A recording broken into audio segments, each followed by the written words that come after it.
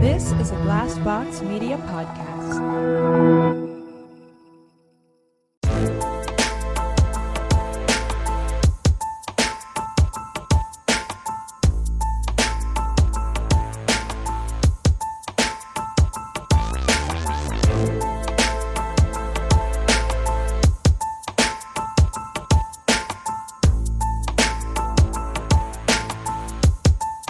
Hey everybody, welcome to my worst day. I'm Cassie. I'm Keegan. I'm Christina. Christina just did the thing that I feel like servers do all the time, where they come to your table right after you've taken like a big bite of food, and then they're like, "How is it?" And you're like, "Oh, it's really good." Like she hit record while Cassie was yawning. Mid-yawn. So she's like, welcome to my worst day." Hey. Oh, hi. Oh, hi.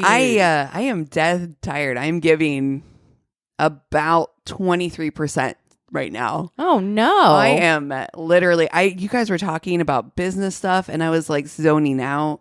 I am tired. We've all been there. I literally woke up at 3 a.m. yesterday so that I could get ready. That's disgusting, first of all. Drive to San Diego for Comic-Con. Did hair. I started at 6 a.m. doing hair. Ended at 6 p.m. Then had to drive back to LA. I'm literally called my dad on the way. I called my son on the way because I was like, You're falling asleep. I'm going to fall asleep. Yep. I am going to fall asleep on the road. Ugh. And my friend Mikey was like, hey, are you good to be driving back? Because he had a place down there. And I was like, he's like, are you sure you're cool to drive home? I'm like, I'm fine. But really, anybody who knows me knows that my carcolepsy is... Yeah, You're do strong. Get soup sleepy. Whoa. You get sleepy. What are your strategies? So your strategy is to call people. Yeah. I almost called Christina. I was like, I don't know what I'm going to talk to for my son for like an hour. We live together, you know? Like, Yes. Yeah. So like, He knows everything. But he also knows how carcolepsy I get. And so he was like, we can talk about this. He was coming up with stuff that I don't even remember half our conversation. Aw. But bless his That's heart. really sweet. He was very much like, I'm going to keep mom on the phone. We're going to keep her alert. It was strug bus. Ugh. What's your strategy, Christina? For carcolepsy? Yeah. I don't have one. Oh. I Just don't pure do this. Capricorn energy. You just That's push right. through. honestly, I'm just like through pure strength of will. Will, I- yeah. If I get to a point, I'll stop and I'll get like a soda or something like that. A Red Bull is my go-to. It's a Red Bull, and it's honestly show tunes. Show tunes at like singing 100 full volume. Yep. Yeah. Yeah. Just yelling in my car. Speaking of show tunes, have you been following the Funny Girl drama? Yes. No, wait, what? Oh, Wait, what? there is drums. I have not been this invested Wait, in Funny like Girl, the show. Yeah, Yes. the Broadway show. Mm-hmm. So you know how Leah Michele from Glee has Yes. basically been campaigning to be in Funny Girl for like the past 15 Lifetime. years or Her whatever? Rachel Berry in real life energy Yes. is so like I've Real. perfect casting because like that is who she is. I think Yeah. like manic mean girl. Yeah, Broadway. total mean girl. Like all that stuff that they were saying about how she was on the set of Glee. So like when they announced that they Glee, were what bringing a cursed fucking show. Yeah, No truly, doubt, truly. honestly. Wow. So when Funny Girl launched, everyone just assumed it would land in her lap. But then the producers picked Beanie Feldstein, Oh, great. who was really great and book smart, has like great energy and stuff like that, but doesn't really have a voice. Right. Well, but that's the thing is like Oh. you have to know what you're going for because like I heard that comedically she was great in the role. Like she was Makes really sense. Yeah. good because that's her strong point. Yeah, but like she's not Barbara Streisand. right. She doesn't have those kinds of vocals. You should have known that when you cast her. Right? Like, Yeah. so she was getting all these negative reviews because it's no. Broadway people, right? And it's like this role, when you have people like Barbara Streisand who Yeah. kill it vocally, you know, when you're comparing the two, Yeah. she was getting all these like negative reviews, and she got like sick with COVID. And so she had to be out. And then her understudy stepped in and her understudy got all these great reviews. Yeah. And then she felt like the producers weren't supporting her in like through the bad reviews and stuff. And then you had like producers coming forward anonymously and being like, I wanted to fire her from the beginning. Oh. And Yeah. Can you imagine how shitty that is, Yes, though, for horrible. like Beanie Feldstein? So she's Terrible. like hearing all this shit. Yeah. and she was supposed to be out, I think, in October. Anyways, So how did it makes me no see this story right here, how that was presented to me makes me immediately go, well, then how did she get the gig? Who Exactly. does she know? How, you know what I'm saying? Well, like, because they should have because known. you know, it just like Los Angeles, Broadway's the same as far as like, it's all about who you know. It's all about those connections. It's Right. all about, you know, your dad is friends with, you Well, know. she's from a so- showbiz family. Right. But That's the I'm thing. like, but she's, I don't know. I just feel like we're judging her harshly because it's just like she got the role based on her comedic timing, I'm sure. Right. So Sure. I'm sure the producers at the time they cast her were like, we're going to take the show in a slightly different direction. We're going to lean more on the comedy rather than the vocals. And so then I understand why she feels like the producers don't have her back, because she's like, you cast me right. Right. for this, you know, Right. and now they're judging me for this other thing. You should be backing your choice, you know, like Yeah. explain that And you they wanted to take the show in a different Totally direction. threw her under the bus. Yeah, they did. Wow. So she quit early. She's like, actually, I'll be done at the end of this month. And so then, yeah, producers are putting Leah Michele in the lead. And so Wait, then but what Jane, about the fucking understudy who Exactly. did so well? Yeah. Exactly. So what happened was, girl, I followed this drama hard. Me I was like too. reading all the things. So Wait, what's the understudy's name? Do we know? Oh, I gosh. feel like I Julie- want to shout her I feel out. like it's Julie Benko. Yes, I think. yeah, I think that's Okay. right. I think that's right. But so what happened was like they were having all these talks. Then it leaked that they were talking to Leah Michele before Beanie quit. And so she found out that they were talking to Leah Michele because Leah Michele approached them, by the way. Her course. team approached Yeah. Of course. She's like, you're getting all these negative reviews. We just want to let you know that Leah's on the table. She's interested. She's a val. She's a val. So Beanie found out that they were talking to her, and that's when she was like, actually, I'm going to leave early. So Julie Benko is doing it in the like interim Yeah. between, so she gets to do it for like a month or Wow. something. But then Leah Michelle's going to come in. But also, Jane Lynch Oh. quit. Jane Lynch is in the show. And as soon as she heard that Leah Michele was going to be there, so I was like, Oh, shit. I know the tea, the Broadway tea is served hot, piping hot. Yes. I was like, oh, Do man. you have an ice cube for this tea? I cannot I taste it. know. My tongue is burning. And what Jane the fuck? Lynch was like, it has nothing to do Doesn't with Leah it? Michele. Doesn't like, I it? just wanted to give the other person some extra time. And it's like, okay. Okay. Okay. This is me We see not you. buying any of that. Yeah. We I see see you. you. Yeah. I see it on clearance and I'm not buying it. No. Oh my goodness. Well, Oh, wow. you know what else happened this week? I do. I have to eat my words because I believe like 100 episodes ago or whatever I said, that's just a rebound. That shit is a fake PR relationship. Well, But Well, listen, Ben Affleck and Jennifer Affleck, Affleck, number 2, Jennifer Affleck the second. but not even Jennifer Garner changed her last name. Like I she was know. like, no. She's like, I can't change my last name for somebody with that back tattoo. Like, I can't trust I it. don't think that I think he got that back tattoo amidst after their divorce. Really? Yeah. Like, I think he got that back tattoo. Listen, that back tattoo It was a bad is decision. a screaming midlife crisis. oh, yeah. That is, your dad got a motorcycle.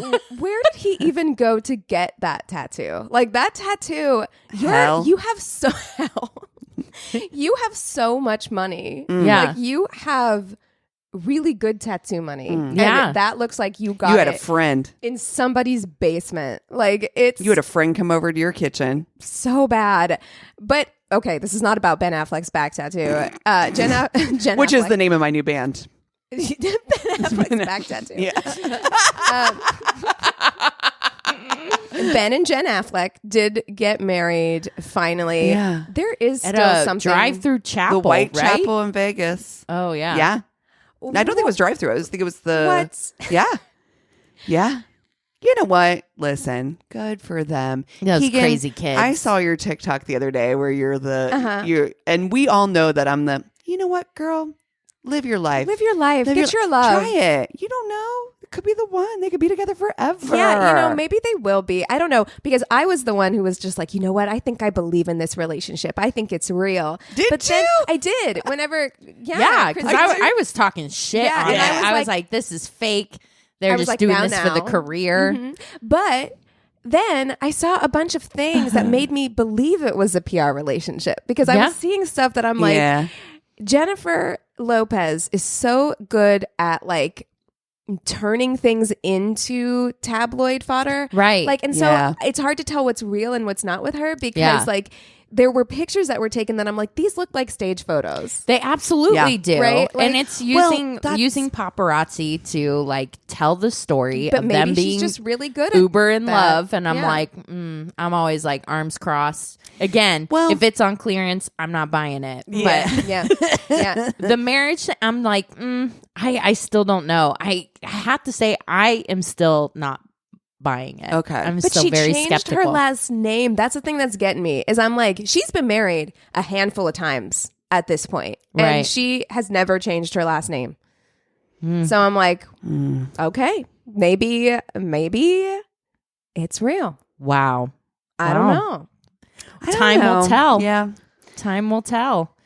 It's a tricky situation. I mean, we're all looking at it from the outside, and you're right. Like everything that we see is completely staged. Yeah. I mean, the thing of it is that everybody knows. Even just paparazzi as a whole in Los Angeles is a PR stunt, right? Yeah. So like anytime you're caught on camera, it's because your PR team reached out to the pop. Yeah, And exactly. we're like, And hey, nothing's they're to going to be say- here.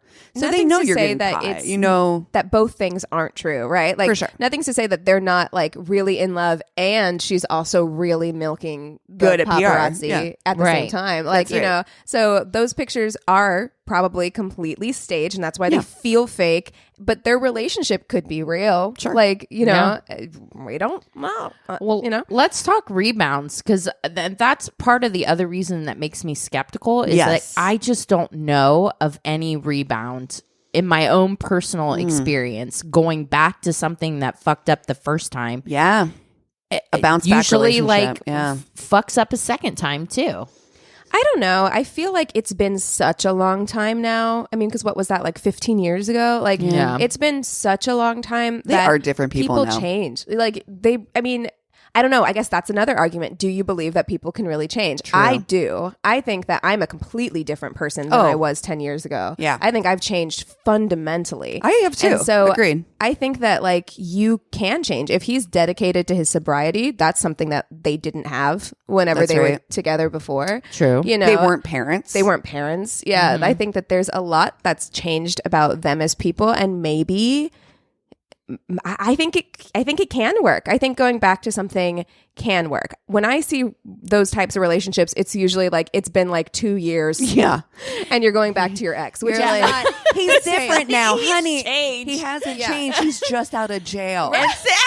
See, this is me as like the Right. Capricorn where I'm just like, I do think that people's circumstances can change, but who people are fundamentally at their core, I have serious doubts that any of that stuff actually you don't feel morphs like and you've changed. changed in like I 10 feel, or 15 years? I feel like I've gotten better at managing my neuroses, but I still feel that at the core of me, who I actually am is the same. I've changed.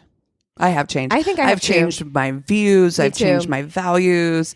But that's, growing up. That's growing up in a forced like religion and being, I mean, forced feels like I was in a cult. I wasn't.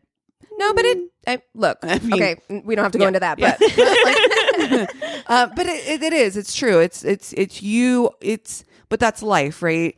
Who I was at 21, 22, 23 even, I was the after effects of the way I was raised, right? So I was wearing a lot of the cloaks and baggage that came with my upbringing. Yeah, but So but who you are inside, I wonder if any of us have really I'm changed different. that I that have. much. I have, beyond because- just the views. No, you but know I what mean, like, but even still, like I all of those Aries traits, right? So you're like, oh, you're so Aries. I am. But I used to be worse. I used to be much more brash. I used to be much more unapologetic. I used to be very judgmental. I've changed a lot of those features about myself. I have really worked on myself through those years too, on like just being like, that's not who I want to be. yeah, I mean, I guess I guess I understand what you're saying, Right. Christina, in that like who I am, like at my core is probably the same.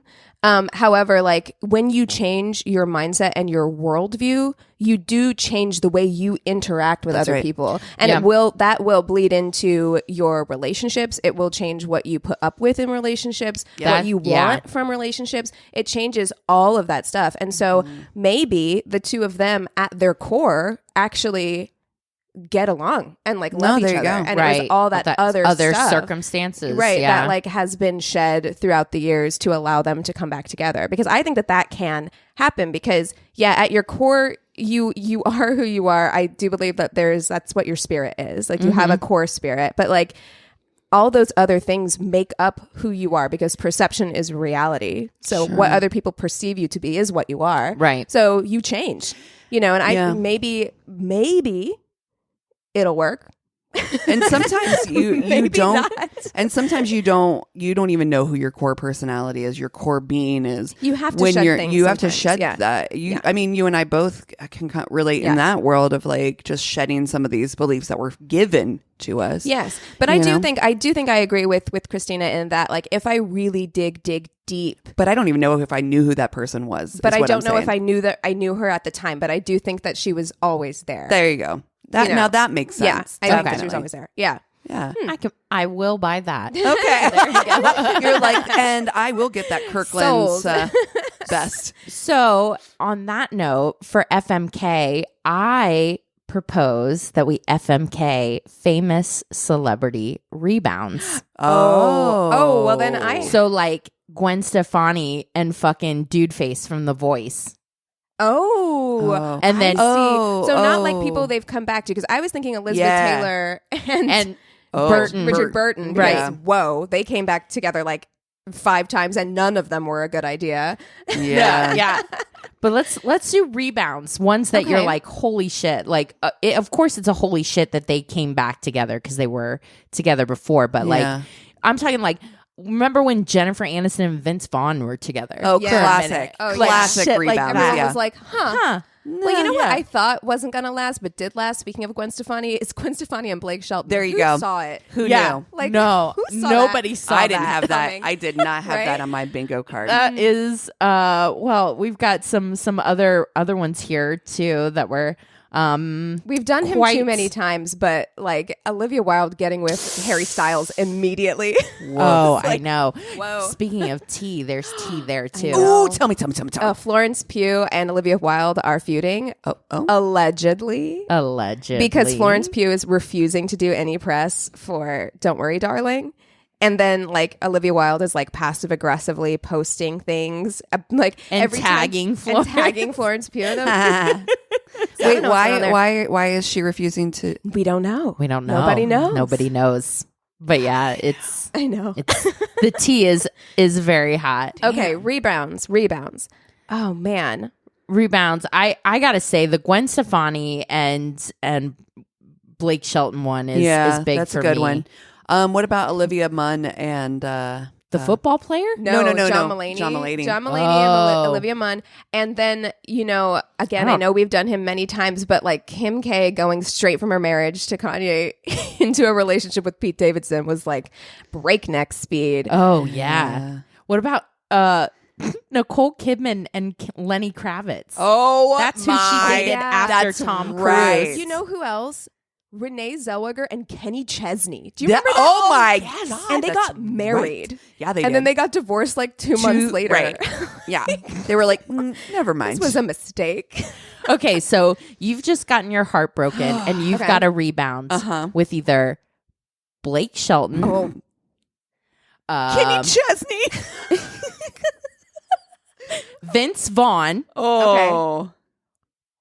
and I don't want to do Lenny Kravitz. That's just too easy. It's too easy. What about Kenny Chesney? Do Kenny Chesney. Okay. Blake Wow. Blake Shelton, Vince Vaughn, or Kenny Chesney. Oh, dude. Because here's the thing, actually. Like, young Vince Vaughn can get it. I actually think that he was, like, hot when he was younger. Yeah. However... And I do think he's funny. Like when I watch him, I think he's funny. However, he seems like the kind of funny that's dark underneath. Yeah. You know, where I'm like, this, I feel like he's going to have one too many whiskeys and I want to explore that. I'm not going to lie. Ooh. I want to explore that. I don't know in what way I want to explore Blake Shelton is the kind of guy that makes me unreasonably angry. Like, okay. He seems like really nice and he goofy, doesn't take anything serious. And that drives me fucking nuts. Like somebody that doesn't take. He never takes anything seriously, and you would absolutely. I would go bonkers. Yeah. That would drive me nuts. It would actually probably drive me a little nuts too. I'm not gonna lie. As much as I'm fun loving and like light, when things are serious, I need everybody to be serious. Yeah. I do not like. I do. I get Disneyland dad vibes from him, where it's like he's, you know what I mean? Where it's like it's true. Where it's like he's too. Yeah, I'm with you on that. And also, Miranda Lambert would be your. I'm sorry. Did you just look up a picture of Kenny Chesney? I know, but check him out without the hat. Oof, it's even worse. Sorry. Oh, is it? Is he? If He he's is bald, bald, but it's I don't hot. actually- Bald is fine, but he's I don't not mind a his good looking baldness. bald. I do not think he's good looking bald. Yeah. No. I'm sorry. You just showed me a picture of him with Tom Brady. He looks like Pitbull. I can't. Like country like pitbull. a really small pitbull. Oh no. Oh my god. Oh okay. No. He's probably really nice. Is he? I don't know. I don't know about him. anything about I know him. nothing about Kenny Chesney. Oh my god. I just remember that wedding photo of Renee Zellweger and Kenny Chesney on the beach together, and I remember thinking like, He's probably this. barely sweet. Is he? I don't know. I don't know. I'm afraid. Okay. No, but why did they get divorced so quick? I'm like, Yeah. Well, I'm going to Danger Town with. Are you gonna marry Vince Vaughn? I know. I don't know if I'm gonna. I think I have to. I'm not gonna lie. I think I have to. I think I have to marry Vince Vaughn. Okay. I think I have no choice because I cannot marry. Cannot Disney dad. And none of us know Blake enough Shelton? about Kenny Chesney to marry know. him, except for that he's friends with Tom Brady, which you know for apparently. me. Yeah, that's not a Yeah. plus. I got beef. That ain't a plus. Exactly. That's not working in his favor so much. So you're gonna fuck Blake Shelton? God damn. Wow. This is awful. I hate this. I didn't realize how perplexed or how complex I would feel about this. Yeah, you really don't like Blake Shelton. I don't. It's exactly what Christina said. It's the not ever being able to take anything seriously. Like I love a lighthearted. I love that. Mm-hmm. But he got Gwen Stefani, so he must be, or she must be. No, I think it's her. She's a question mark for me. Where I'm like, if I went to dinner with the two of them, I bet I'd be more surprised by her than him. Like I'd be like, oh, Actually, he's fine. yeah, you're Yeah. weirdo. It's Like- you. Yeah, 100%. I don't even mean that in a mean way. Nope. I just mean like, I bet she's a little weird. Like, Yeah. No, she's a lot weird. She's got to be a lot weird. And she's got that. She has that also. Here's the thing. Okay, here it is.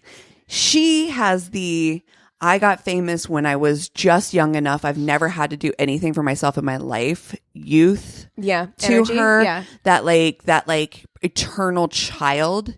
Yeah. And you have then Disney dad.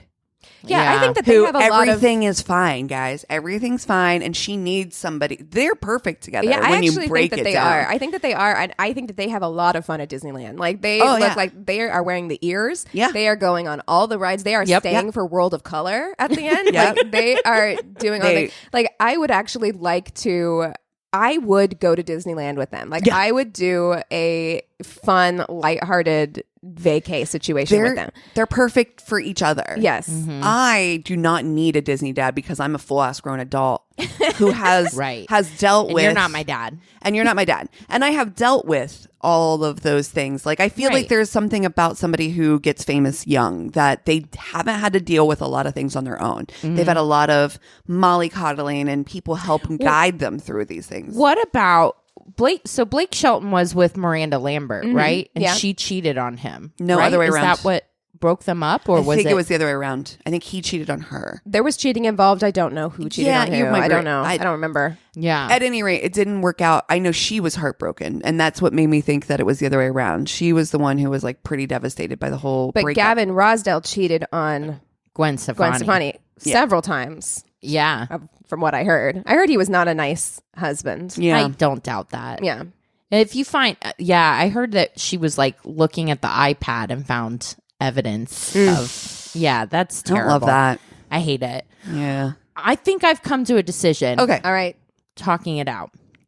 The only thing, I looked up some information about Kenny Chesney, and the only thing that I found is that Nick Jonas and Priyanka recently went to his concert and danced in the front row. So that's all like, Okay. but I'm like, Okay. All right. Nick Jonas and Priyanka give it a thumbs up. So, I mean, They it can't endorsed be- Kenny Chesney. Wow. So, I feel like I need more. this I is feel the like only information I was able to find. I feel like he may have a red. red hat in his house somewhere, and I Well, I'm disturbed by I don't know. So, but based on the little bit that I know, I am going to I'm going to marry Vince Vaughn. okay.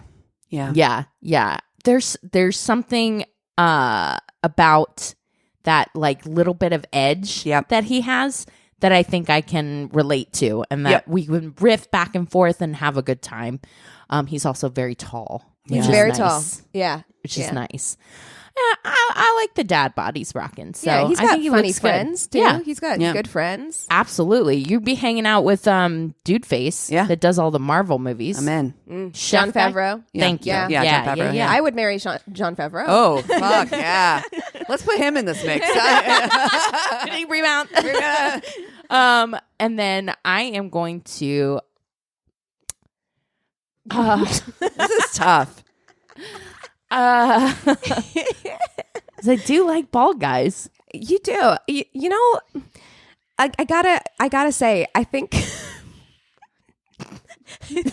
I can't even. Kenny Chesney. Wait, but Christina has to fuck somebody. I know, but that's what I'm like.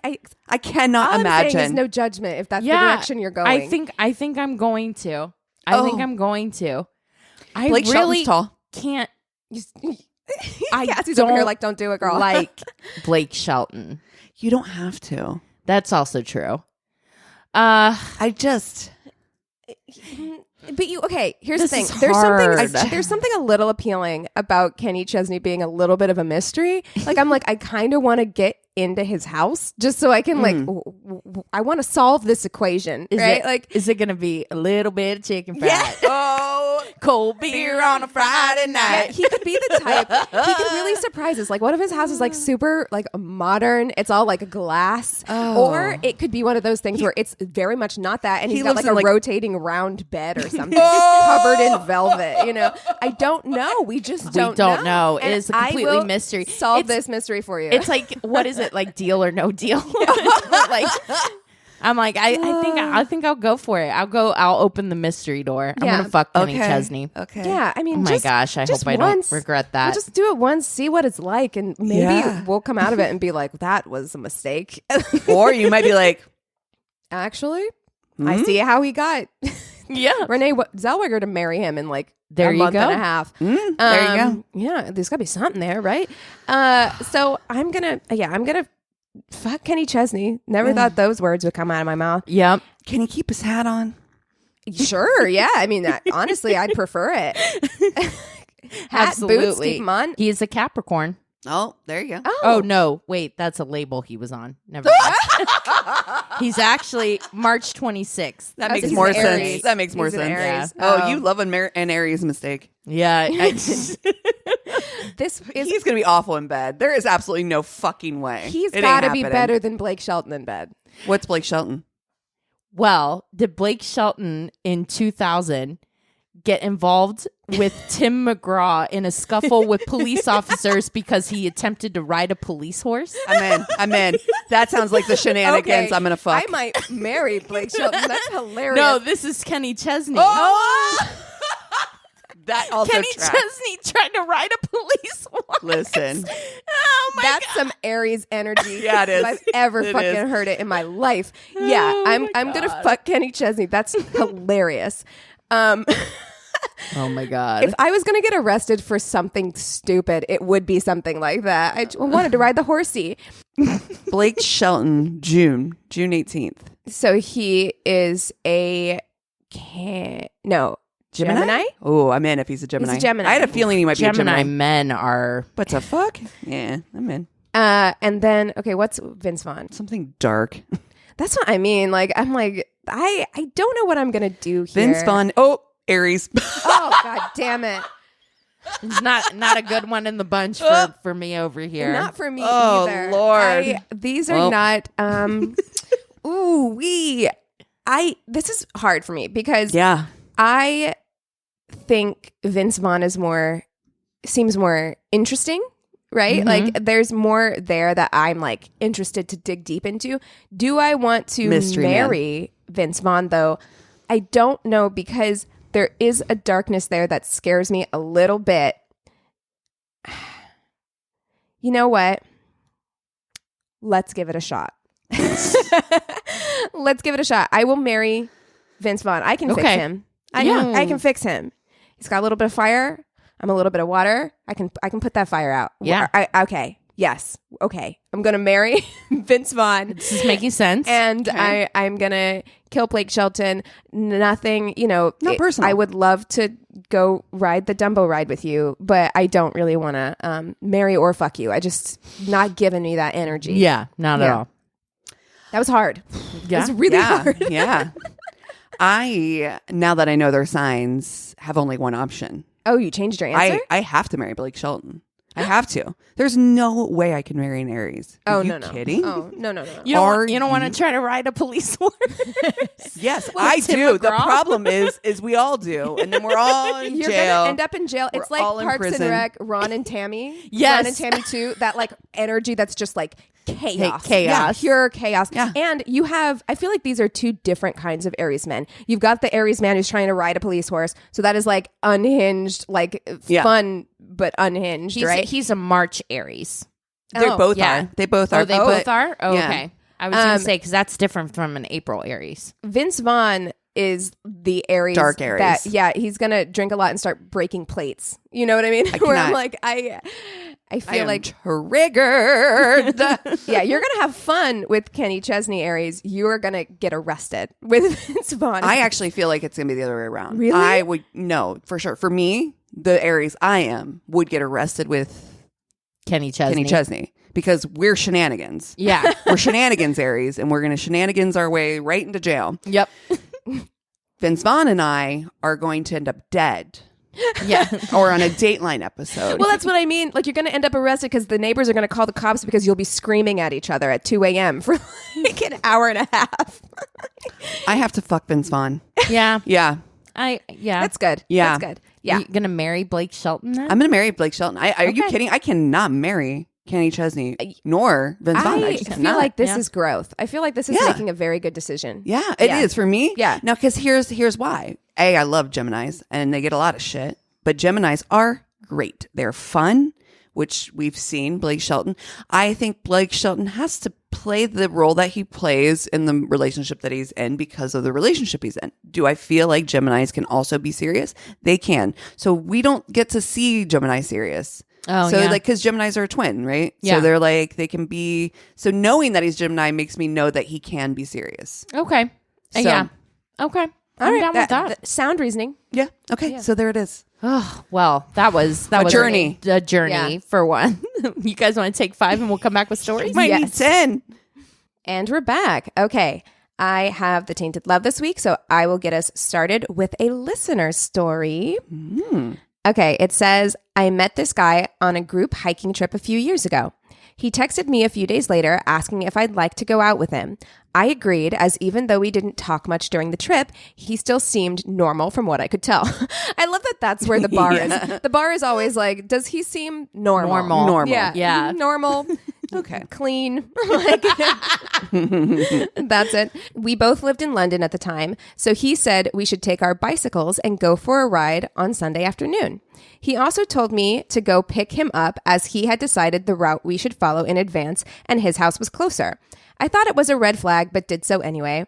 After cycling for 2 hours to get to his house, I sent him a text to say I'm there, and he told me to wait for him as he was running late. He came 15 minutes later, riding his bike with a coffee in his hand, holding the handlebars with the other. So he's running late. To his own fucking house. Like how? That I biked 2 hours to? No. Our bike ride's over. I actually did I'm the bike turning ride. right back around. I waited 15 minutes after biking 2 hours. You I'm better gonna be get an Uber ready. home. I'm like, You are at your house. How are you late to your house? That is... Well, he's late because he had to make himself a coffee. Like, that's one Wow. of those things when you show up late to the work meeting with your like your Starbucks iced coffee. Yeah, you're like, sorry, traffic was really bad. what's it? Exactly. But so he's holding a coffee in one hand, holding his handlebars in the other. As I was about to say hello, he just lifted his free hand, still balancing on his bike, and summoned me as if he was a farmer summoning his cattle with a come here gesture followed by pointing in a forward direction. So that's not a good greeting to start off a date. Yeah. First of all, like weird, you know? Yeah. Okay, bruh. I was stunned, didn't know how to react, so I just got on the bike and followed. I attempted to say hello again as we rode off, but he just threw me a look back saying, sorry, I only got coffee for myself. I would have offered to get one for you, but I didn't have free hands. Jesus, this guy. Or you could have waited and We then could go get coffee together. This is a date. This is... is it? Is it? Is it? Is it? Or is it Do just they know a each bike other? ride? Yeah. Exactly. We proceeded with the ride, him at the front, me following in complete silence. Every time I attempted to start conversation, he hit me with one-liners. After an hour of silent riding around the outskirts of London, which aren't popular for their beautiful scenery, to say the least, he asked me out of nowhere, what's my relationship with my parents? Oh, God. Wait, Okay. All right. Okay. So you've went been from on 0 to 100. Exactly. And he's like, Wow. Tell me about your childhood trauma. What? I'm sorry. My ass is numb. Like, meanwhile, you've been biking for like 3 3 hours. My calves hurt just talking about this. Right. He asked if I ever go back to my home country. So I said I did and asked him the same question back. He proceeded to tell me how he never goes back because of the relationship he has with his mother and that he would not want to talk to her ever again. Oh, why did you bring it up? Nope. Why did you bring up Too parents? soon. Feels too soon. Like, we haven't said anything and you are literally like, I have trauma. When sometimes, a lot of times when people ask questions, it's because they want you to ask the same question Exactly. back. Yeah. And so, yes, that's really strange to me that you've had a silent bike ride and now all of a sudden you just want to vent about your mother. Yeah, did he want her to be like, do your parents suck too? Like, what? What? Oh. Right at that moment, he got a phone call. He picked up and rode off into the distance, speeding up significantly, only to slow down 15 minutes later after he finished his call. He looked back at me and said it was a work call and that this was a priority. The date was a priority. Was Okay. it? It wasn't for the past 15 minutes, nor the hour preceding, nor the fucking... 15 minutes I had to wait for you to exit your home. I hate this guy. Yeah. Wait. Okay, wait. I'm sorry. She was at his home. He rode up on his bike with Yeah. a coffee in hand. In my mind, he went to go to a coffee shop and grab coffee. Oh, I don't know. Maybe he did. But because she was waiting. If he rode up on a bike, that's what I'm imagining. Yeah. Not that no. he grabbed a coffee from his house. No. I'm saying that, like, he could have, like, waited to get coffee Yeah. for her or gone earlier, but you can't. Agreed. How are you late to your own house? Yeah. You know, it's just Yeah. terrible. Then we continued with the ride along the canal, the sidewalks of which, being full of people and not well paved, were very difficult to ride on while following his speed. At one point, he just sped even more as I attempted to catch up. My bike tilted and I fell. He looked back and said I should just get up and hurry as we need to go get food from this street market nearby. I hate this. He also said he has a bike repair kit if something happens because, and I quote, I am obviously a woman, so I would never think of being prepared in this way.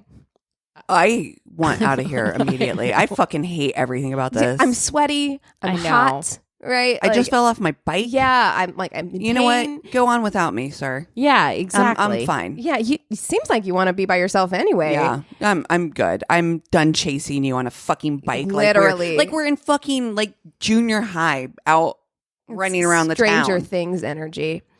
Looking back at this story, I should have left from the moment I saw him, but I think I was way too stunned to realize what was happening. When we reached the food place, without asking me what I would like, he just queued in front of one of the burger booths where there were a bunch of people waiting in line. I was happy with this choice, so I stayed there too. After a lot of waiting, just before it was our turn, he said, "Let's go," grabbed my hand, and without saying a thing, took us to the vegetarian booth instead, where we waited just as long to get a falafel. By then, I was so tired of the entire ordeal that I just sat there and ate my chickpeas, thinking of the long ride that awaited me on my way back home. Oh my gosh, that's the worst. You didn't even get to eat what you wanted. Oh, and you're tired. So I'm hungry. Now I'm annoyed. so mad. I didn't have coffee. I'm hangry. I want a in pain. falafel now. Falafels are good. We finished the food. I thanked him for his time and left as fast as I could. The next day, he texted me the same message 3 times asking when we'll see each other again. I ghosted him and I'm not even sorry. No. Wow. P.S. I'm pretty convinced that during that entire date, we did not exchange more than 6 sentences. My ass hurt for weeks after. Yeah. Wow. No, I'll bet. Oh my God. I'm not like a bike rider. No, but I just feel like that would not be an ideal first date situation. You have to be like paying attention to your surroundings. You're like, yeah, if you are both really like athletic people and you were riding side by side, like I've gone bike riding with people and it can be really fun, but you have to kind of like agree that like we're gonna like ride together. Yeah. There has to be like a give and take. Also, usually you do like stop somewhere and like then sit and talk for a while before you go back. It's that a strange date. And then the only like conversation to bring up is I hate my mom. Wow. What? Okay. Cool. Wow. Yeah, well, what an thank you ordeal. for writing in. Wow. Oh my gosh. What an ordeal. Okay, so my date is I found on Reddit and it says fairly recent blind date that I didn't know was a date. Oh no. I got set up by an acquaintance. The wife thought I'd be happier with a girlfriend. For reference, I'm 54 and had been single for 20 plus years, dating, but nothing committed. So we're hanging out with our friends and she introduced me to this woman who just, quote, stopped by. After some discussion, we all head to a local barbecue restaurant. There is 10 of us. I hate that, by the way. I hate the surprise setup, where it's just like, oh, Susie's here. Wow. We didn't know she was coming. Have you met my friend? Yeah. Also, honestly, like if somebody is like, he seems like he's a pretty content He's on his happy. own Happy. George Clooney bachelor type. Leave him It's alone. like, unless you're bringing freaking mall. a mall, Yeah. like don't try. Let's not. They head to a barbecue restaurant. There are 10 of us. Most of them are couples. We specifically separate the checks. And fast forward to we're waiting on the checks when the waitress delivers this huge to-go order: 2 pounds of brisket, 2 pounds of ribs, 2 pounds of chicken, sausage with sides. The chick, Whoa. It's so Wait, much is she meat. going to like They're- a different barbecue Yeah. after this? Yeah, no, So they're much. taking. They all did an order to go. Oh, okay. That's what's okay. going on. I thought Sorry. it was Okay. one person A to-go order. Yeah. ordered all of this stuff. I was know. like, that feels like meat sweats. Yeah, that's Wow. a lot. Yeah. Oh wait, maybe it is. No. I don't know. Yeah, it says we are waiting on the checks when the waitress delivers this huge to-go order.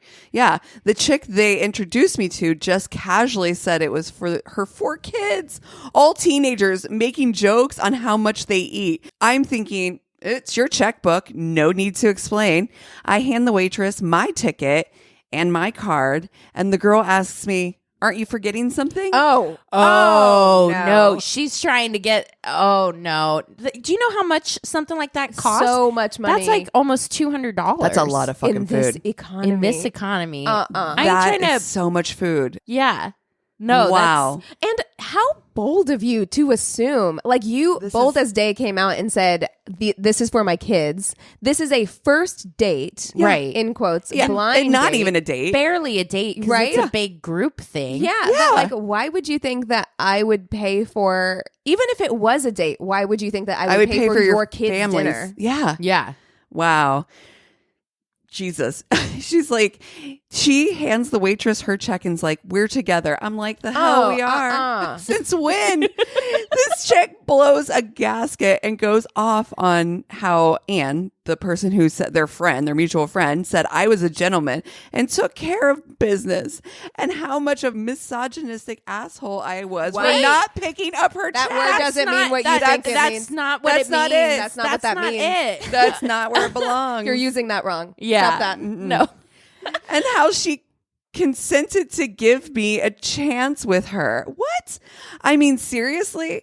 I mean, this chick went off like an atomic bomb. The waitress even stepped back. Now, I just met this girl and didn't even know that what Anne had told her, that this was even a date. Everyone needs to get better friends. I'm going to go on record because this has happened so many times. Yeah. Where I'm like, what? Do your friends not like you? Like, Right. why are they setting you up with these people? Like, When I first read this, I clearly, because you can tell as I was just now rereading it, that I'm like, I did not read that properly. This is even more audacious than I initially had.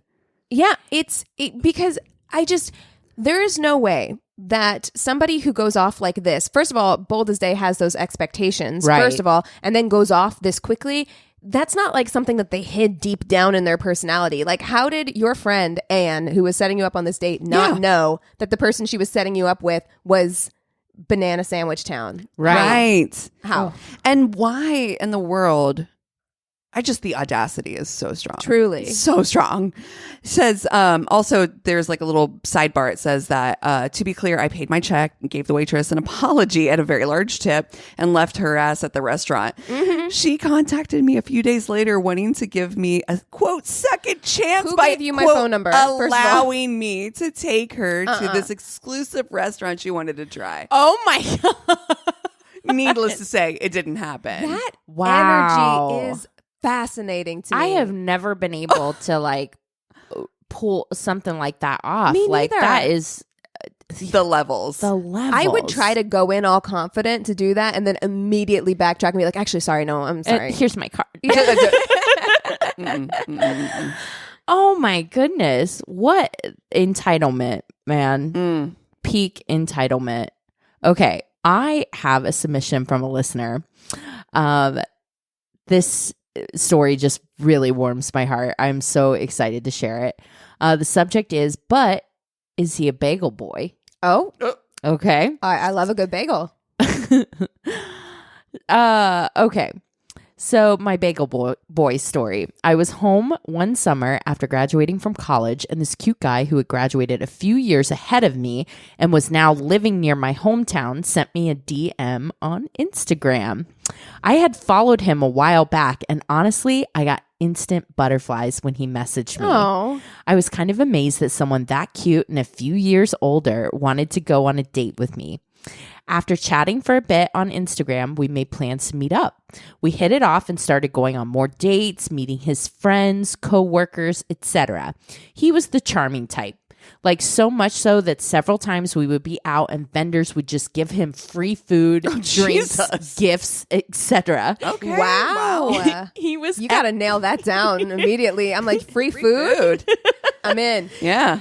but I don't know if I could date that type. No. That type that's just everybody loves him.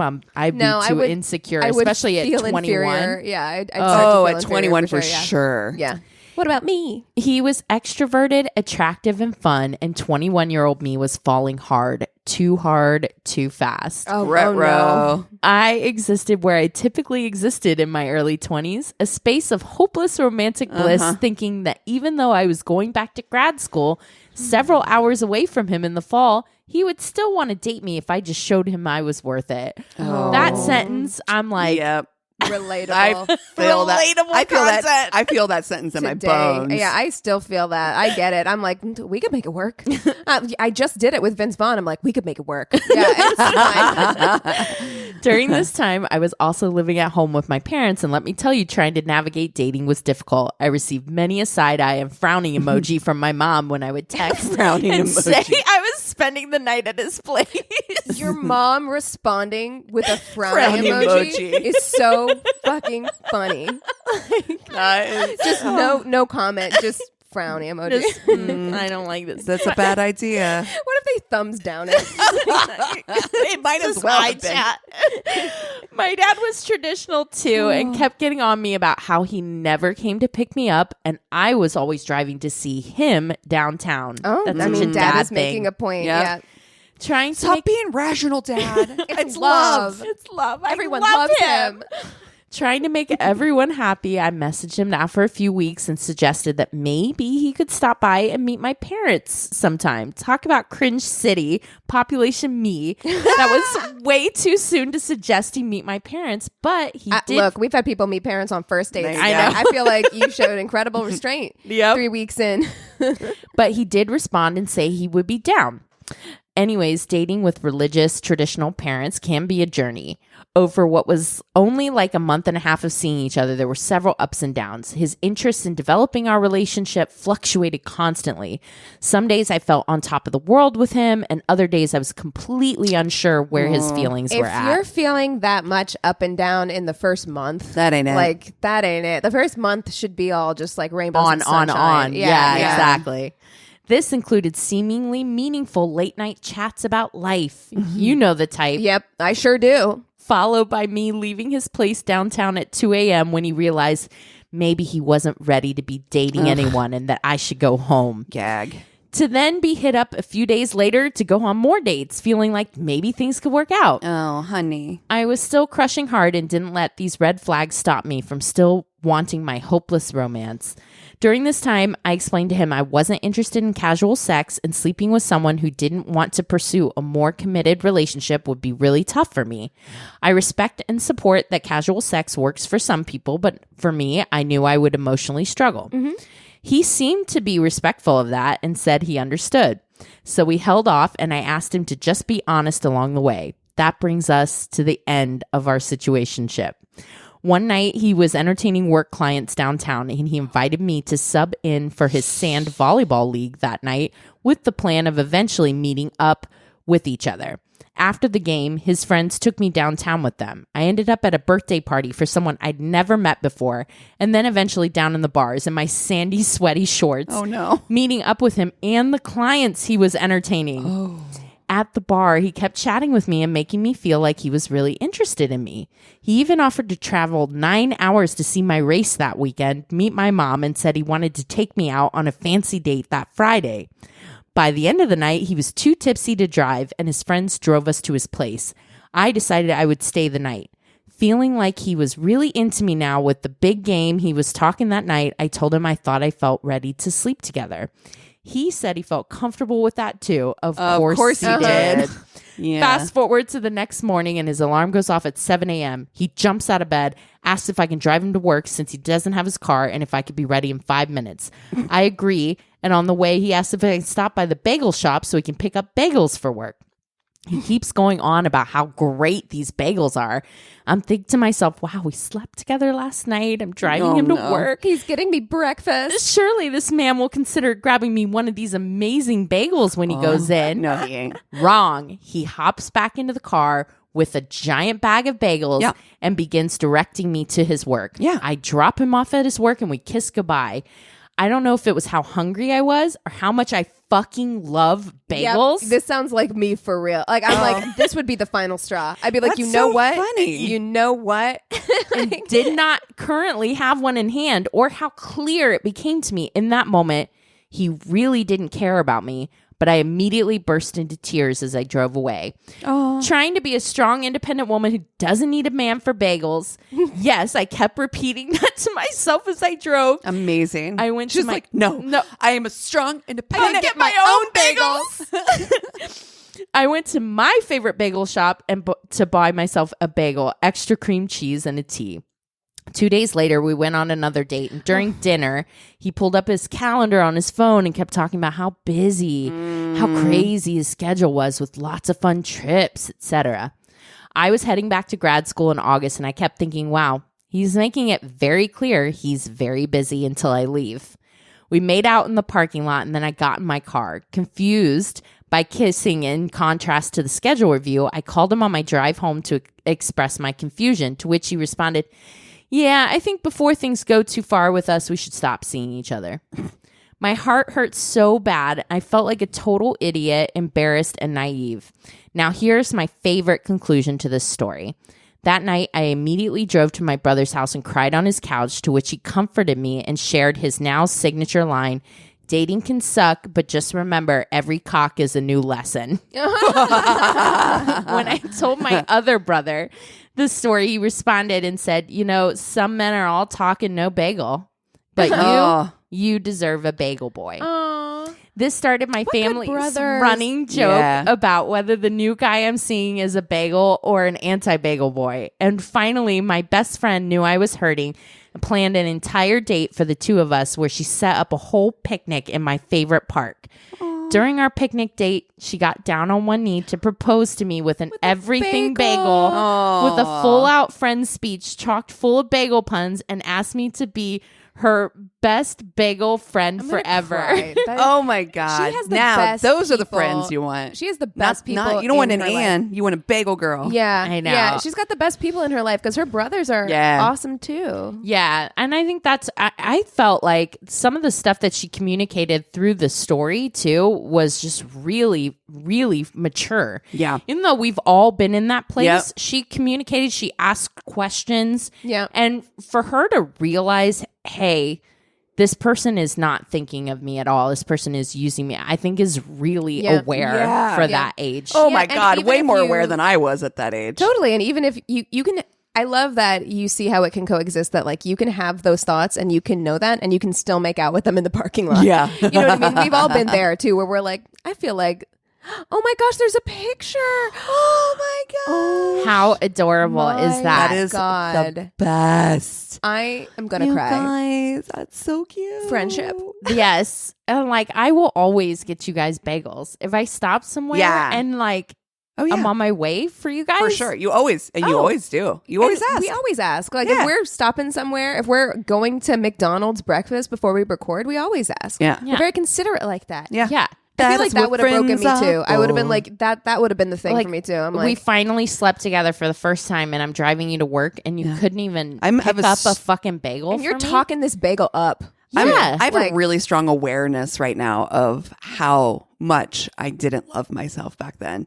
This is really awakening something in myself where I'm like, I didn't even expect him to get a bagel. I knew he was there to buy bagels for his work.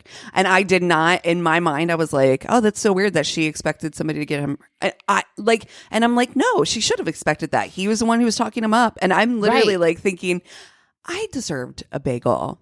Yeah. Why we all wouldn't- deserve it's just- bagels. Why wouldn't you? Because I understand it coming from like, yeah, he was getting them for work or whatever. But I'm like, you're talking these bagels up to me. If we were in a car together, I'd be like, I'm going to get you one. You have to have one. Yeah. Right? Like, so I'm That's like, true. she should be expecting that. And he should be thinking about her enough. To, like, if you're sitting in the car and you're telling me how good these fucking bagels are and you don't think to give me one, Yeah, that means I'm that, furious. that means that person like doesn't have you as like even a priority at all. Yeah. And it just like shows true colors. Yeah. I think. It's so funny the depressing things to- that can do that to you. Like, Yeah. It's depressing to think like that's how little I thought of myself at that point too. Yeah. Like at 21, I would have been like, oh, it's okay. And I would have just let it keep happening. Yeah. So Wow. good on her for, for you. just being like seeing the writing on the wall. Yeah. That shows his true character. But I love that story. I love the pictures. Yes. God, thank you so much for writing in. And please, listeners, keep writing in those stories. We love sharing them. Love it. Love it. Yes. You guys want to take 5 and we'll come back with the Tainted Love? Yes. Yeah. Okay, so I have the Tainted Love this week. Listen, this one is a bit of a bummer. I was like halfway through writing my notes and I was like, I don't know if I should tell this one because it's a bummer. But I was halfway through writing my notes, and I was like, do I want to So here we abandon are. this and start something new this late in the game? And the answer was no. So this is one that I am very surprised that I had never heard of before. Oh, wow. I'm surprised. So I watched it, or I first heard of it from Danielle Christie's YouTube channel. I've referenced her before. I'll put her video on the website in our sources if anybody wants to go watch her video. But then also Ghost City Tours, Ranker.com, and a Medium.com article. So I'm going to tell the case of Zack, Bowen, and Addie Hall.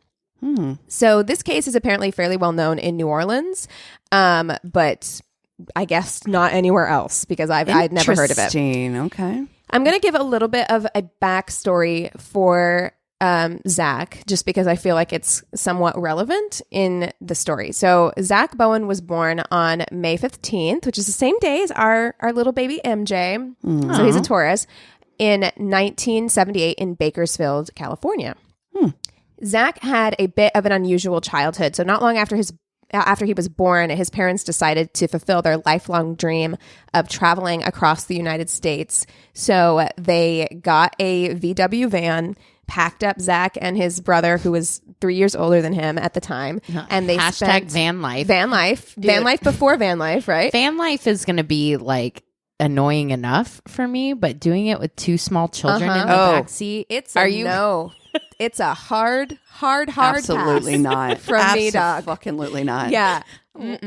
Long, never-ending car rides with my toddlers. Oh God. And, Oh, and we're thank talking in the 70s or like late 70s, early 80s. So we're talking like not great AC, I'm sure. Oh, you know. my gosh. But they seem to thrive in this environment. They traveled like all throughout the Western United States. They spent some time in Washington where they had family. They spent some time in Idaho. So they did this for like a couple of years before deciding to go back to Bakersfield, where Zack's father could seek steady employment. Does Eric know him? Yeah, I actually was like, maybe because the age, They're only a couple years apart. Right? Yeah, Yeah. really. Yeah. So Zack's dad, Jack, soon found work at an oil company. And while things were financially more stable for the family, Jack hated his job. He seems like very much this like free spirit kind of guy. Was much happier on the road, kind of living that bohemian lifestyle. He hated having this like 9-to-5 job at an oil company. Yeah. So his mental health began to deteriorate. He started drinking excessively and spending evenings out with friends instead of at home. Zack's mother, Lori, was left alone with 2 young children and was handling all of the household responsibilities on her own. She's like, I did not know I was going to be a single mom. Yeah, Right. didn't sign up for this. Jack eventually quit his job, which is fine. Like if you hate your job to that degree to where it's affecting your mental health, like Yeah, you should that's quit. fine. You should However, quit. he did this without telling Lori, and instead of finding should not do that. And instead of finding another job, he decided that, you know what, working isn't for me. It's not my vibe. I get the sentiment, but Yeah. Is it for any of us? Like I know. I do not dream of labor. Okay. But so he instead decided to spend all of his time out with his friends, and his family began to really struggle financially, and things got so bad that days would go by with no food in the house. That's how, it was getting bad. That ain't great. So Jack did finally get a job at a bar/strip club, which no shame in that game. However, I just feel like if you have a problem with you got a problem alcohol and partying, It's probably not the spot. it's not the enviro for you, right? So he began to And drink. Sorry. No, go ahead. Just like like if working's not for you, that's not the you know what I mean? Like that's not it. I have a lot of thoughts. Well, I mean, he used it as an excuse to drink even more excessively on the job and stay out late. And Lori pled with her husband to find another job because she's like, I'm glad we're making money, but you're still never here. You're drinking a lot still. It's just not working. So he did find another job, but this other job was in Seattle. So the whole family was like, okay, we're going to relocate to Seattle. So at this point, Zack is 7 and things get better for a little while. But soon Zack's father is back to his old ways. He's drinking excessively. He's never coming home. And Lori had had enough. And so she files for divorce in 1990. So Lori takes the kids and she moves back to Santa Maria, California, as Zack is entering his teen years. And he started a new school and he really struggled to fit in. Classmates described him as shy and goofy. He was very insecure, particularly about his height. So he was always a tall kid, but he would eventually grow to 6'10". Very tall. Hey, it hang in there. You'll be beating Him up with a stick. Yeah. And he was a good-looking kid. You know, he was a good-looking kid. He wore a size 17 shoe. Holy cannoli. Oh, my goodness. Huge. And everybody asked him, you play basketball? You play basketball? You play basketball? So he really did, stand out and he was uncomfortable by that. But despite his insecurities, he was popular. He liked to make people laugh and he was voted class clown and even nominated for Homecoming King. Oh. So when Zack was nominated, it said that he became obsessed with winning the title. Oh, Jesus. So still feeling like he didn't quite fit in. I think he felt that if he was crowned Homecoming King, that would be the thing. That would I fit in. I was now. Homecoming King of my high school. Yeah, but I'm like, you were nominated, which I'm like, you're already leaps and bounds above me. Exactly. Yeah. Same. Yeah. But he felt like this would validate him somehow. So he launched this massive campaign for Homecoming King, but he didn't end up winning. And I feel like this is, I bring this stuff up because I feel like it gives you a good idea of his mental state and like the way he makes decisions what's important to him. And what's important because he was so devastated by the loss that right after Homecoming, he dropped out of high school altogether. Okay. Wow. Sir. Disproportionate reaction to not winning Homecoming. Could you imagine? Well, none of this is worth it. His dad's like, you know what? Working ain't for me. Yeah. He's like, Bye. I learned that quitting real Yeah. Yes. Yeah. solid, So Zack's dropping out of school came as a big shock to Lori, his mom, because her son had always been a good student and he'd never really caused any trouble. He wasn't a troublemaker at home. So dropping out halfway through his senior year just felt like stupid. What a fucking dumb move. That's we all make impulsive decisions when we're younger, but this one feels extra. extra. Yeah. Extra. It's not like he got pregnant and was like, I just can't make it. No. Because I also am going to need to take a job. Like, no, this motherfucker's like, I didn't get Homecoming King. Yeah, I'm like, you or were still on the Prom King. court. What? I didn't win, so I'm out of here. Obviously, people like you. Relax. You know what I mean? Jesus. So she felt like this was really unlike him and it wasn't acceptable. So the two of them fought. They butt heads over this, obviously. Not long after this, Zack told his mom that he intended to go live with his dad in Seattle, which was also a huge blow to Lori because Zack's dad hadn't really been in the picture since the couple divorced years earlier. Still, there wasn't much she could do to stop him, so she just let him go. I mean, that's his dad. She's like, okay, you can go live up there. When Zack arrives in Seattle, his father does not try and encourage his son to go back to school. He doesn't even encourage him to get a job. On the contrary, he tells his son that the two of them should embark on a road trip across the United States, just father and son. Listen, Jack Kerouac, okay?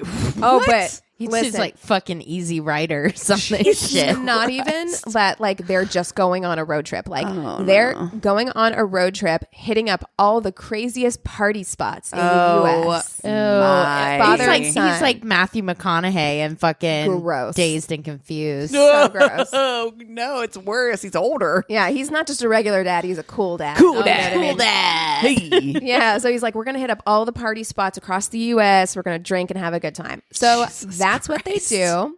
How do you do that How could without this a go job? wrong? How do people do shit like this without a I job? don't know. Asking for a friend because Yeah. this Yeah. sounds, Look. I'm like, can you just not work and You ladies- travel around the country? You ladies want to go on a road Hey, trip? and where just there was a will, there's a way, hit up all the okay? party spots? Quitter. So they traveled to party hotspots all across the states, eventually making it to the South where they hit up Fort Lauderdale and then finally end up in New Orleans. Time out real quick. Yes. You asked, do we want to do this? Yes. The answer is yes. Yeah, immediately. And also, is this our new tour? We just get like we just road Get a trip VW. it. V-dubs. Hashtag van life. Van life. I need Take real good- tents and nice tents. Find some Well, good we have a camping 12-person spots. tent available. No, I want an individual tent. I would like to not every night. I love you guys, but I don't every night want to sleep in the same tent with you. Sometimes I fart. I don't know. I'm thinking I do. snore. Yeah. Yeah, I don't know. Definitely. Oh, Lord. Yeah. So the answer is yes.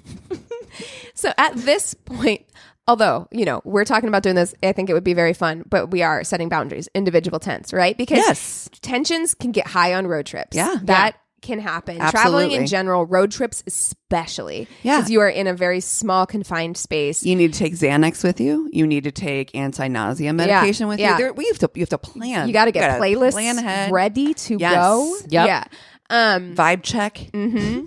At this point in their trip, tensions were starting to arise between father and son. They've been on the road for a long time, and by then the novelty of partying every night had started to wear on Zack. Oh, you don't say. Yeah. weird. Not dad, though. Dad's like, let's go, right? Living life. He told his father that he was ready to quit the party lifestyle and go back to school. Upon hearing this news, He's like, "That's dumb." Upon hearing this news, Jack decided that his son must not want to spend time with him anymore. Okay. And so he leaves him in New Orleans Wow. Okay. and returns So- to Seattle by himself. Zack is 17. This Wow. sounds exactly like what he just did in high school.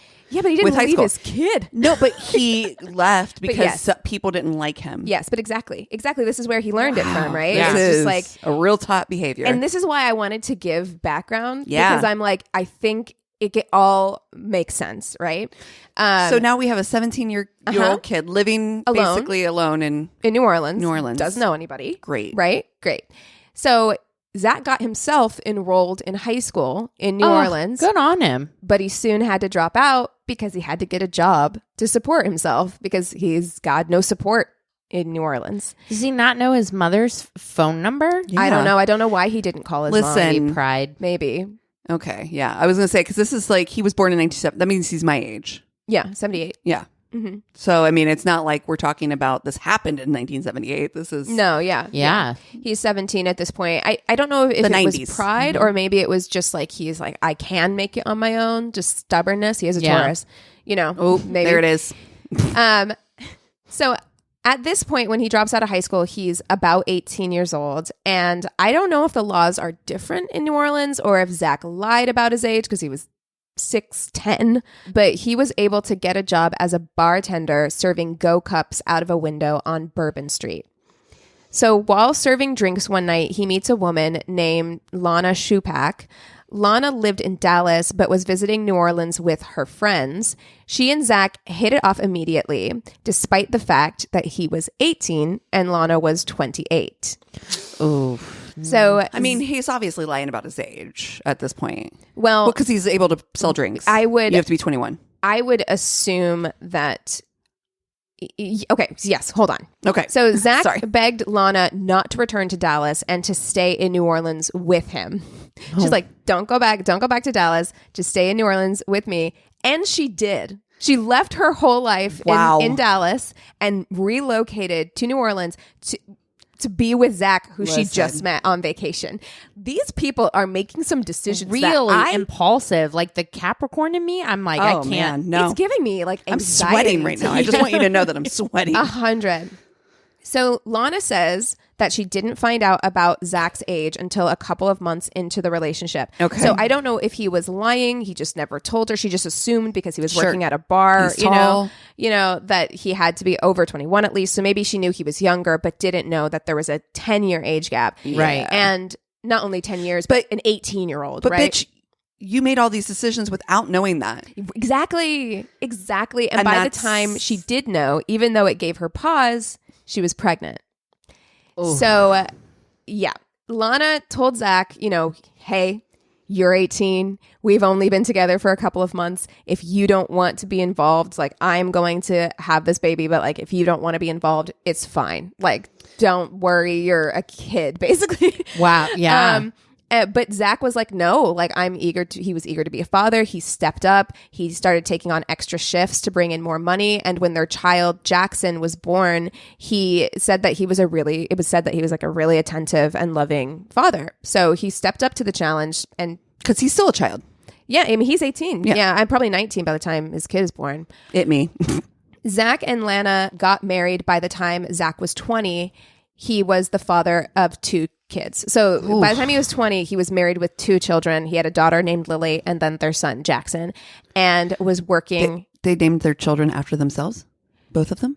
Isn't her name? Her name's Lana. Lana. Sorry. And then Jackson, I'm guessing, is named after his shitty dad. Wow. Because his dad's name is Jack. Yeah, that's right. Yeah. Zack, Jack. Mm-hmm, it's confusing. Patty whack. He's a 20-year-old father of 2, married, working full-time as a bartender. Oof. So he realized that he needed more steady income, a more steady career. And so he joined the army. And Lana and Zack were like, I think this is a good time for you to join the army. There was nothing really going on. We're but getting real close to 2001. it was the year 2000. So at the time, yeah, there wasn't a lot of conflicts that, going on at the time. But we all know what happened. After 9/11, Zack was deployed to serve in Iraq.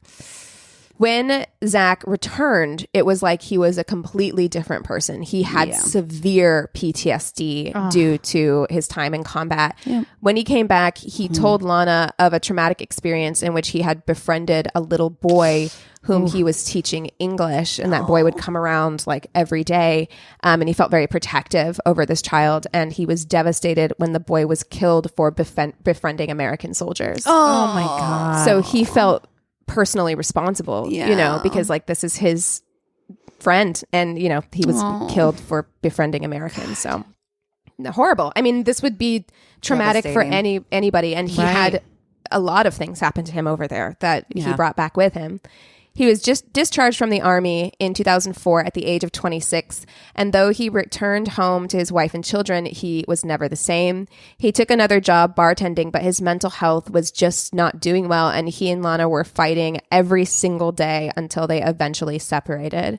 So Zack moves out of the family home, and while he's bartending one night, he meets another woman named Addie Hall. So Addie began working at the same bar as Zack, and he was immediately enamored with her. It seems to be a theme with him. He falls pretty fast, hard and fast. And she wasn't really interested in him at the time, but she worked the shift directly after his. So every day after he got done with his shift, he would just stick around and like hang out at the bar and talk to her during her shift, which could be endearing or terrifying, depending on who the person is. Yeah. Right. In this case, it seems that Addie warmed to Zack, and the two soon began dating. Addie was described as creative, fun-loving, and free-spirited. She grew up in North Carolina before relocating to New Orleans as a young adult. Now, Addie's childhood was deeply troubled. She experienced sexual assault as a child, and her teens and early 20s were riddled with a string of abusive relationships that left her mentally fragile. And this is part of why she wanted to start fresh in New Orleans. She's like, we're just going to wipe the slate clean and start over. Yeah. Addie herself, as well as close friends and family, believed that she had bipolar disorder, but it was undiagnosed, or something similar. And though she could be a lot of fun to be around, she was also extremely volatile, especially when she was drinking. So Zack and Addie got very serious very quickly, and their relationship was basically defined by their partying lifestyle. The two would go out every single night, do drugs, drink to excess. And it probably didn't help, that they worked in a bar. Yeah. So and this kid is still a kid. I mean, he's still like early 20s. Well, he's 26 at this point. But I mean, I don't consider 26 a kid, but he is. Yeah, he's 26 at this point. They are going out all the time, drinking, doing drugs, and partying. Still, they seemed happy enough in the beginning of their relationship. They had that new relationship glow. So any tensions that they had, because Addie would start fights often when she was drinking, they would be quickly forgotten, right? Because it's just like early relationship stuff. Mm-hmm. A few months after they started dating, Hurricane Katrina hit New Orleans. Yeah. Oh my goodness. And I think we all remember how terrifying Katrina was. It was devastating. When the storm first hit, Lana, Zack's ex-wife, pleaded with him to evacuate with her and the kids. She wanted to make sure that the father of her children were with her, because we all saw, if you were there at that time, if you remember seeing the news footage of Hurricane Katrina, it was apocalyptic. It was so scary. And so she wanted to make sure they were all together. And she told Zack, like, you can bring Addie with us. So we can all go together. Just come. Just come, right? But Zack and Addie didn't want to leave New Orleans, and they decided to stay behind and stick out the storm. Oof. Luckily, both Zack and Addie survived the worst of the storm, and they banded together with other locals who had chosen not to leave the city. They formed a little community, taking residence on one of the city's now abandoned streets. So the community didn't have any electricity, running water, or cooling in fucking New Orleans. The AC is like, ugh. Yeah. The community would cook together, gathered around the fire, singing songs and dancing and drinking. And Zack and Addie absolutely thrived in this environment. Like, it's like a Walking Dead situation, but without the zombies. Sometimes there seems to be people that just exist better off the grid, outside of society. Honestly, like, for a little while, I think this could be very freeing for a little while. Yeah, for like a couple days. Yeah, because we've got a lot in California, like out in the desert. Yeah. There's a lot of communities that exist just off the grid. Yeah, and some people really thrive in that environment. I actually think that it would be good for me for a little while. I think that to be unburdened by like all of the day-to-day things that you have to do in society and just be in communion with other people for a little while, I think would be great. I think it could be great. But they absolutely thrived in this. They were living their best lives, as weird as that sounds, given the devastation of around Katrina. them. Yeah. But they weren't exposed to a lot of what was going on because they didn't have access to TV or anything. So they're just like, bad storm, huh? Yeah, they were pretty cut off. And so Zack and Addie kind of became the leaders of this little commune, and they would go out during the day, breaking into local restaurants and bars to get food and alcohol to bring back to the group. Now, during this whole time, Zack has not tried to find a way to reach out to Lana or his kids. So Lana thinks that Zack is dead, and she's seeing the news, as we all did, and thinking there's no way that he's survived, especially since she hasn't heard from him. So she's grappling with how to break this news to their children when she sees Zack's face in the media, because this community of survivors that he and Addie had formed had gained attention, and Zack and Addie were labeled the king and queen of the Katrina survivors. Imagine that's how you find out that your ex-husband's still alive. And he's like, I made it. I'm the king. Man. Right? Oh, man. Right? They like me. They really like me. Right. Exactly. So you can imagine that when the cleanup happened and things started going back to normal and they had to go back to their lives, Zack and Addie actually didn't not cope happy well. about this. Yeah. Like they did not cope well with, things the going rules back, coming back. back to reality. Right. So not only did they resent having to return to life, they also resented everyone who was coming back to New Orleans. Wow. They judged them for having left. They were like, exactly, Cassie. Wow. Like, okay. Have you seen New Orleans? Wow. They had to leave. I had family. My family's from that area. So I had family in Franklin when Katrina hit. And I remember we were all trying to like reach out to everybody and be like, is everyone okay? Is everyone alive? Yeah. During the cleanup effort, also, there was a lot of National Guard and other military members deployed to help, and this really triggered Zack's PTSD. Yeah. So his drug and alcohol use skyrocketed, as did Addie's. Zack did eventually reconnect with Lana, who very hesitantly allowed Zack to have the children every other weekend. And Addie resented Lana and grew to resent the children as well, eventually just staying away from them during their visits. So the return to life, Zack's PTSD, the drug and alcohol use, and the arguments over the children and Lana put tons of strain on their relationship between Zack and Addie, and it began to deteriorate. So the couple fought constantly, and those fights would get physical, with Addie beating Zack up. On more than one occasion, he would appear at work completely covered in bruises because he's not fighting back. I mean, he's huge, right? Mm-hmm. And she's just wailing on him, like physically. Oh. Zack was bisexual, and one night he met a man at the bar where he worked and began to have an affair with him. When Addie found out, she went ballistic, which I understand being angry, right? Like, someone you found cheated out your on partner you. is having an affair with someone else, so not even just like a one-time thing. Like, it's a thing that's been going on. But she was more angry that Zack was having an affair with a man than that he was just cheating on her. So she blew up at him in public, calling him every homophobic slur in the book, and then got Zack's phone, called all of his contacts, and told them all that Zack had AIDS. Oh my wow, what God. a fucking piece of shit. Horrible. That's awful. Right. I do feel bad. I do think that men who are bisexual, I think, get a lot more much hate. more difficult. Yeah, it's much more difficult. That's so Yeah. So this was the last straw for Zack. He ended the relationship. But a little bit of time goes by, and Zack's relationship with the man that he'd been seeing had ended. So he got a call from Addie wanting to get back together. No. And he was like, you know what? Yeah, I actually miss you too, and I would like to get back together as well. No, we just talked about rebounds. It's not good. Yeah. This isn't it. This isn't enough time. No. Oh, no. Not enough time A couple for change. months for a relationship like this? Nope. No. No. So Addie suggests that they get a new apartment together, fresh start and all that. And Zack agrees. And they find a place on Rampart Street directly above the iconic Priestess Miriam's Voodoo Spiritual Temple. amazing. Yeah, they found like a little apartment just like right above. They had put like a for rent sign in the window and they saw it and they were like, okay, we're going to move into this apartment. As per the agreement with the landlord, Zack paid 2 months' rent up front. After he pays, Addie goes to the landlord. I don't know how this worked. I really don't. I've lived in a lot of apartments. I don't know how this worked. But Addie goes to the landlord and tells him, actually, Zack doesn't need to be on the lease. He's not moving in after all, so it's just going to be me. You can take him off the lease. Thanks. Wow. That's got to be some confidence, because I'm like, they don't mess around like that.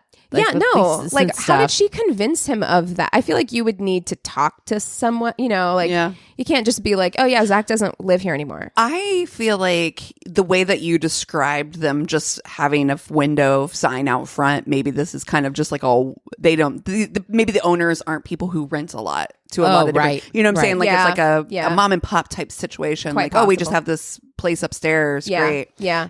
Who maybe that you can pull it over on that. Maybe Yeah. not on a Yeah. company. You know? Exactly. Yeah, so the landlord buys this and takes Zack off the lease. So when Zack comes home that night on October 4th, Addie shows him the lease and attempts to kick him out of the apartment that he paid for. What? She's like, you need to leave. Like, clearly, like, she needed a place and couldn't afford it. And was then just just like, used him to Yeah, get the for 2 months. deposit. Yeah. Wow. Yeah. So she's like, you need to get out. You're not on the lease anymore. So she tries to kick him out of the apartment. So obviously, the two begin to argue, and the argument continues for hours into the early hours of the morning. Okay, so that's on October 4th. Let's fast forward. On October 17th, 2006, the New Orleans Police Department gets a call from the Omni Royal Orleans Hotel at around 8:30 p.m. The hotel was reporting a guest they saw who jumped off the rooftop bar, fell 7 stories, and died on impact from landing on top of a parking garage. Oh. When authorities arrive, they find the body of 28-year-old Zack Bowen. In his pocket, they find a plastic bag. Inside the plastic bag was a short note to the police, his army dog tags, and a key to his apartment in the French Quarter. The note contained Zack's address along with the name of his landlord to grant permission to a search warrant. The message read, "This is not accidental. I had to take my own life to pay for the one I took. If you send a patrol car to 826 North Rampart, you will find the dismembered corpse of my girlfriend, Addie, in the oven, on the stove, and in the fridge, and a full signed confession from myself." Oh. No. I Yes. did not anticipate this. I know. How do we not know this fucking story? I don't know. That's terrifying. It's terrifying. So when police arrived to the apartment, they first noticed that it was freezing. He had turned the temperature way down. They also immediately noticed the statements spray painted on the walls. "I love her. I'm a total failure. Look in the oven. Oh no! Oh, God! chilling. Oh, that's so scary. Yes. Yeah. That was the day I quit the police force. Yeah. He also had written Lana's contact information. He's like, call her, his ex-wife. And then even though he'd said to look in the oven, on the oven, he had spray painted, don't look. Okay. I don't want to look. They also found Zack's written confession detailing what happened to Addie. So I feel like that's enough to tell you that what's coming is pretty bad, but I'm going to go ahead and give a trigger warning right now. Right. That Yeah. if like we had that one person write in, if you're eating a pepperoni stick, maybe put it down. Oh. It's not pretty what happens next. So after their argument, this is all according to his confession. After their argument about the apartment, Zack says that he, quote, very calmly strangled her around 1 a.m. on the morning of October 5th. It was very quick. He then admitted to committing... Trigger warning. He then admitted to committing necrophilia and sleeping next to Addie's body before getting up the next day and going to work as normal.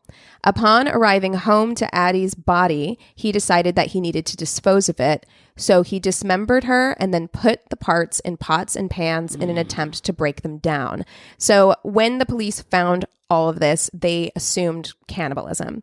But It was really just Yeah. he It was was trying really- to break it down. Yeah. And they did an autopsy and everything, and it wasn't that.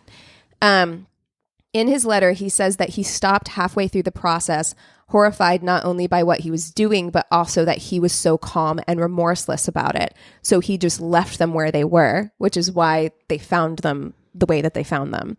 Zack continued to go on about his life, but the guilt did begin to weigh on him, and friends noticed that something wasn't right with him. When they asked him where Addie was, he told them that she had gone back to North Carolina, and no one questioned it because Addie was so unpredictable. They were like, well, she's so unpredictable. That's possible that she just like got up and left. We know that Right. you guys were having problems. She was having trouble reacclimating. That's probably what happened.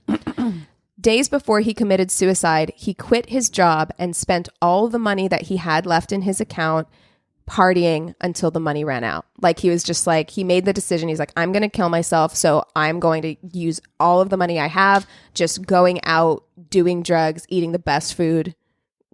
Wow. And he wrote that in his confession. When it did, he drank to the point of blackout and jumped off the roof at a local hotel. When police found his body, they found it was covered in bruises inconsistent with a fall. In his note, they learned that the bruises were self-inflicted. There were 28 for every year he was a failure. Oh my God. That's what he wrote in his note. Because the murder took place above a voodoo spiritual temple, and because of Zack's self-professed cold, calm demeanor during and after the murder, some people have speculated that the murders have a supernatural element.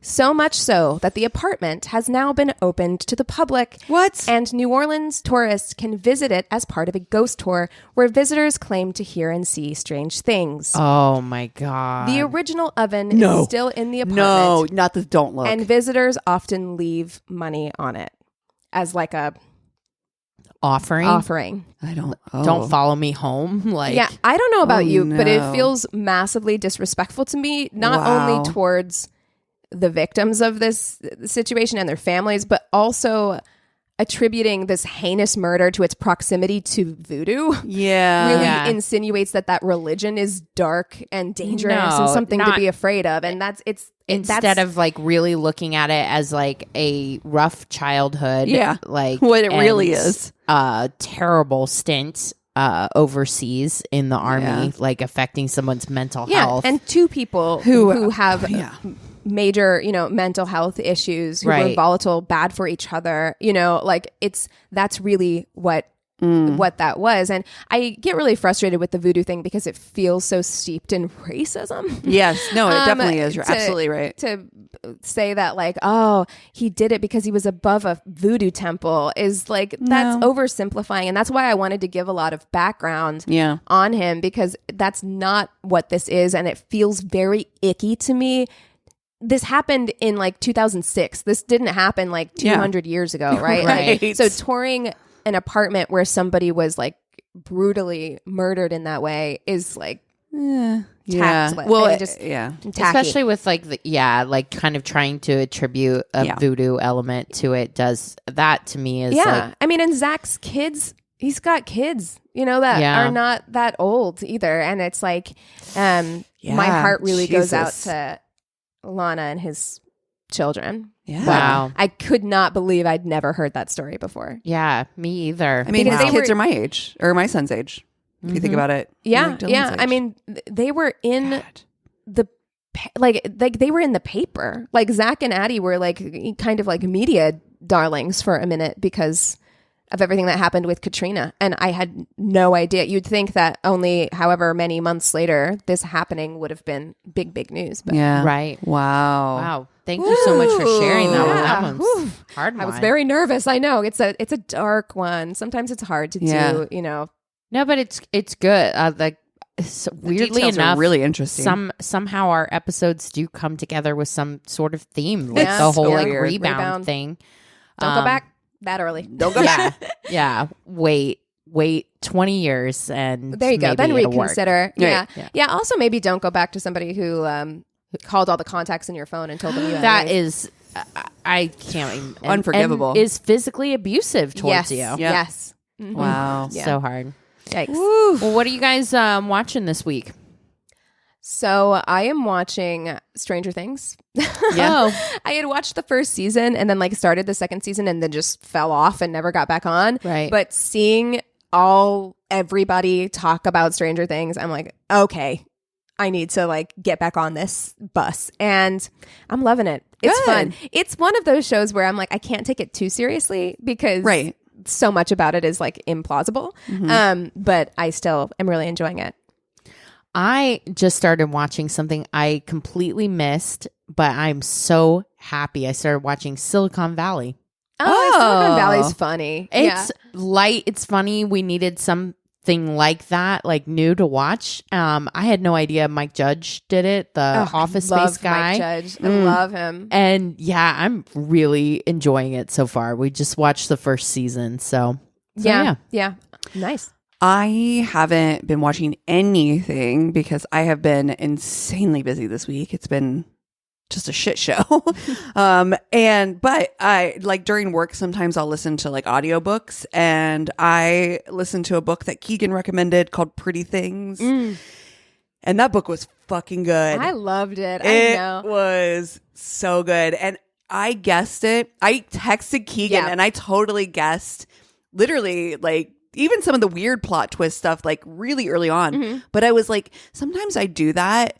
And then I'm disappointed because I'm like, oh, my idea was better, but I was right, and it was good. Nice. And even like reading it and or listening to it and having it flesh out in the way even I expected it, it didn't ruin anything. I was like, this is fucking. It was so good. It was Sometimes really good. I like that about listening to mystery or suspense thrillers. Like I like trying to piece it together before the end. Like I want to try and figure it out before the end. Yeah. You know? Yeah. I like Janelle Brown. You know, she had a new one that she just put out this year called I'll Be You that I also enjoyed. And now I'm listening to her first novel on audiobook. You inspired me to go get her first one. So yeah. It's I'm glad you liked it. Oh man, high recommend.